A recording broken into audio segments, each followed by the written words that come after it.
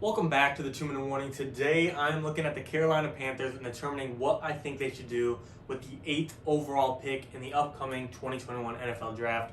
But before getting to that topic, question for those of you viewing, another fight is on the table. Christian McCaffrey, arguably the best running back in the NFL, and Saquon Barkley, who's also the other running back that is arguably the best in the NFL. And yeah, there's Derrick Henry and others out there. But between Christian McCaffrey and Saquon Barkley, if those two were to fight, who's going to win that brawl? Comment down below and I will reveal my answer at the end. But in all seriousness and getting into this topic, Carolina Panthers have 8 overall, and it is pretty well assumed that they are looking for a quarterback and are not investing in Teddy Bridgewater long term, which I clearly agree with. I was kind of questioning why the Panthers ever signed Teddy Bridgewater to, not at a super expensive deal in the first place, but gave him starter money and really said he is going to be our number one guy when he doesn't have that talent. I liked him in the beginning with the Vikings, and I think he got gypped when he went to the playoffs and he faced the Seahawks, and we know the missed field goal scenario, whatever it is, but then he got injured and he's just not the same. He's not really starter worthy anymore, or a starter that you can count on to really take you to the playoffs. So them looking at a quarterback is 100% reasonable, but the question is, who are they going to get? Obviously, the 49ers trading up does kind of change things for the Panthers, and I would not be surprised if we don't see the Carolina Panthers stay at number 8 and maybe they move up to number 2 with the New York Jets. Are they going to move up to number 5 where the Cincinnati Bengals are, where the Falcons are at number 4? Or are they going to say, look, Teddy isn't our guy long term, but we could keep him one more year, and are we going to move back to further draft capital to draft a quarterback in the upcoming years? Maybe they'll move back to a Chicago Bears pick or a Washington football team pick and get an extra first rounder for the following years.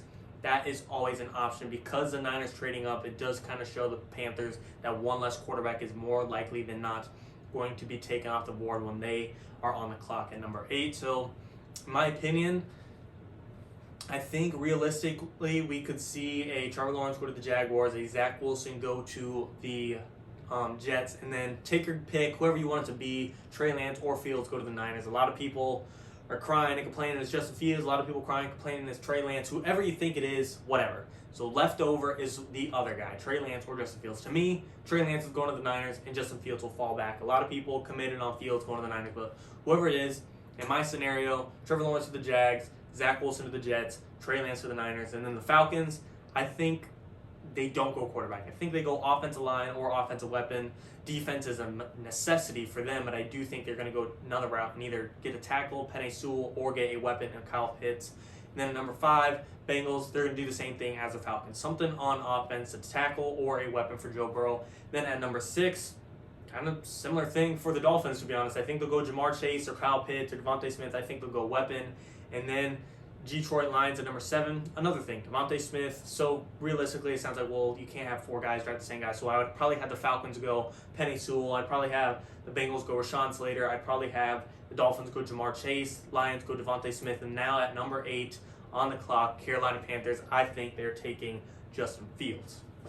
Mac Jones, of course, would still be available, so it could be between Mac Jones or Justin Fields. Or like I said, if the Niners take Justin Fields, it could be between Trey Lance and Mac Jones. But to me, they're going to go with either Justin Fields or Trey Lance, whichever is available. And I like that pick. I can see Justin Fields in Carolina, big arm. He's got deep arm accuracy. He's a leader. He's just got that inspiration that Carolina really needs. Him and Christian McCaffrey could be very dangerous together. Carolina did make some interesting moves on defense, releasing some guys to save some cap space. So who's to say all of this isn't a scratch and Carolina doesn't make a huge move, not for number 2 or not to move back for a Washington or Bears pick, but who's to say they don't make a Deshaun Watson trade and then completely change up everything and they no longer need to draft a quarterback. So a couple options out there, but more realistic than not, I do think they will be picking up Justin Fields at number 8 overall. I think the Niners are committed to Trey Lance, and if they're not, if they're going to Justin Fields, I think Trey Lance is going on to Carolina. Either way, I think they are taking a quarterback, and if somehow, some way, it goes Trevor Lawrence, Zach Wilson, Trey Lance to the Niners, and who's to say the Lions won't take Justin Fields and now they're left with Mac Jones? I would not be surprised if the Carolina Panthers took Mac Jones at number 8 overall. I think that's way too high for Mac Jones, but if he's the best quarterback left on the board, yeah, there's some other guys out there. There's Kyle Trask from Florida, but these are the top 5 guys at the quarterback position that are more likely than not going to go in the first round. To me, they would go a Mac Jones, but that is not their top priority. And there's always, of course, the perspective and the scenario where there isn't a top quarterback available. Let's say Trevor Lawrence goes to the Jaguars, Zach Wilson goes to the Jets, Trey Lance goes to the Niners. Who's to say the Falcons are committed to Matt Ryan right long term? They might want to go Justin Fields at number 4 overall, and then boom, 4 quarterbacks of the 5 are taken in the top 4. And then you go to the Detroit Lions at number 7, right before the Panthers. If they're not committed to Jared Goff, they could go with Mac Jones, and boom, all the top quarterbacks are taken, and the Panthers are stuck with no quarterback to draft. At that point, you're probably going to have to go either offensive tackle if one is still available, such as Penei Sewell or Rashawn Slater, or a weapon such as Devontae Smith or Kyle Pitts, Jamar Chase, whoever's available. You want to replace Curtis Samuel. However, that is kind of a made-up scenario that I see it being very unrealistic. It's not impossible, but it is unrealistic in my opinion. I could see Justin Fields moving to Atlanta if they're not committed to Matt Ryan long term, and I would not be surprised if the Lions are not committed to Jared Goff long term. I sure as hell am not. So that is a possibility, but in a realistic point of view, I do think I see Justin Fields landing up with the Carolina Panthers. Like I said, he's got a good deep ball accuracy. He's got a strong arm. He's pretty mobile. He could take a hit, unlike Teddy Bridgewater, he's a fairly mobile quarterback. He's not immobile by any means, but he can't take a hit. He's very, thin frame that we see is injury prone. Justin Fields, I think he could take a whack, and I just think his leadership could really help the Carolina Panthers. And between him and McCaffrey on that offense, it's going to be pretty dangerous. And there's still talent in the receiving core. DJ Moore, Robbie Anderson, and Curtis Samuel was kind of a loss, but it's not like they're out of receivers. Like I said, there's still DJ Moore and Robbie Anderson, and if you add an extra guy in the later round of the draft, maybe you'll get Kadarius Toney in the second round. This Carolina Panthers team could have a pretty good offense overall, and then even if it doesn't end up being Justin Fields and it's Trey Lance or Mac Jones, things still can't piece together. And assuming Teddy Bridgewater is still on that roster, he can mentor whoever the quarterback is that will eventually fill his shoes.